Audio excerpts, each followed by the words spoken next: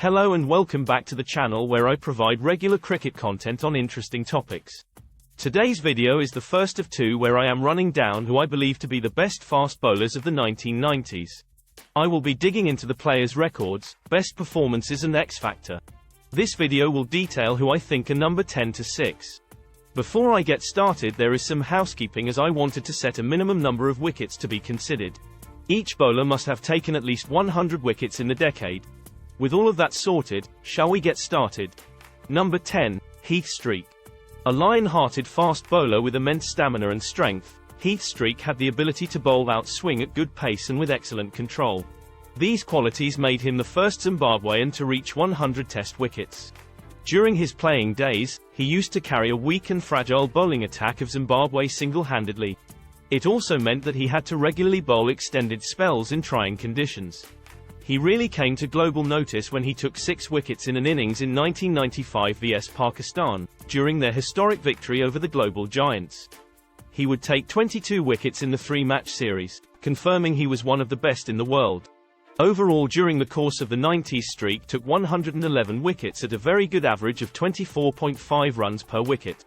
Given the team he was playing for and his excellent record, Heath Streak comes in at number 10. Number 9, Ian Bishop. By the age of 26, serious back problems had twice brought a halt to one of the most promising fast bowling careers. From a long straight hustling run and orthodox side-on action, Ian Bishop was by any measure legitimately fast.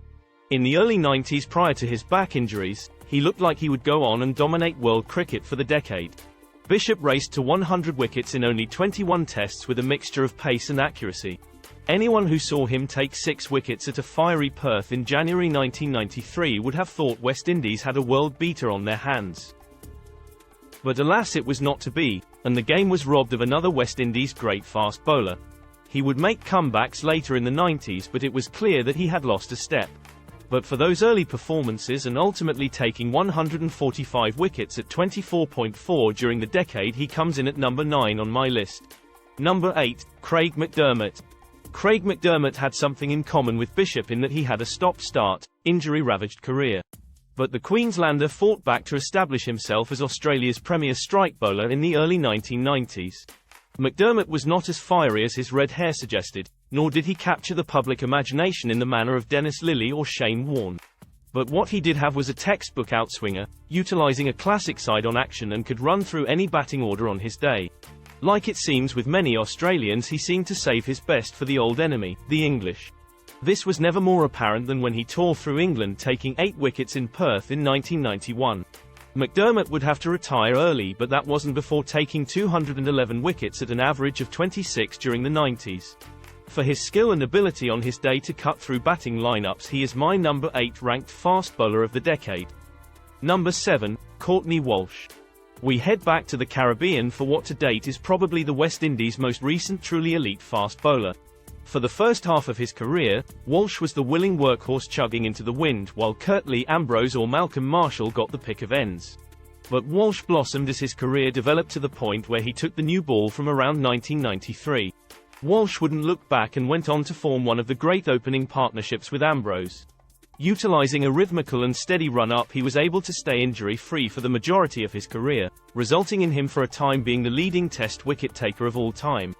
But Walsh wasn't just a longevity machine, he was a match winner too. Although it was outside of the 90s, 1986 to be precise, I wanted to mention when he took 5 wickets for 1 run against Sri Lanka, truly incredible. Overall in the 1990s he took over 300 wickets at an average of 26, with only Ambrose taking more from a fast bowling point of view. I just won't mention his comical batting. Number 6, Shaun Pollock. Now I have a confession to make here. I have actually gone for the safe option, as I was going to turf out a legend from the top 5 in place of Pollock. It was when I was doing my research for this video I was staggered at quite how good Pollock's statistics were in the 90s. I usually give a bit of a preamble about the player first, but with him I'm going to just come out with them. During the 1990s, Pollock took 161 wickets at an average of 20.4. That's not just good, it's better than all but one from my top 5. The only thing that kept him out of the top 5 was that his wicket tally was much lower than the rest. This is due to him not coming into the South African team until the winter of 1995-96. He played the least games out of the group and therefore statistics can slightly mislead.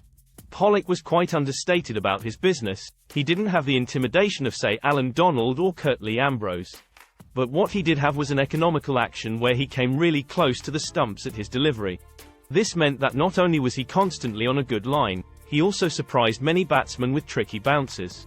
He also possessed stamina in abundance, as he proved in Adelaide in 1998 when he toiled on hour after hour in blazing heat to take 7 for 87 in 41 overs on a perfect batting pitch. All those accolades add up to Shaun Pollock being the 6th best fast bowler of the 1990s. So that concludes the first half of this two-part series, with some heavy-hitting greats of the game to follow in my next video. Can you guess who they are, and in what order? I'd be interested to see if our views align. As ever, thank you so much for watching.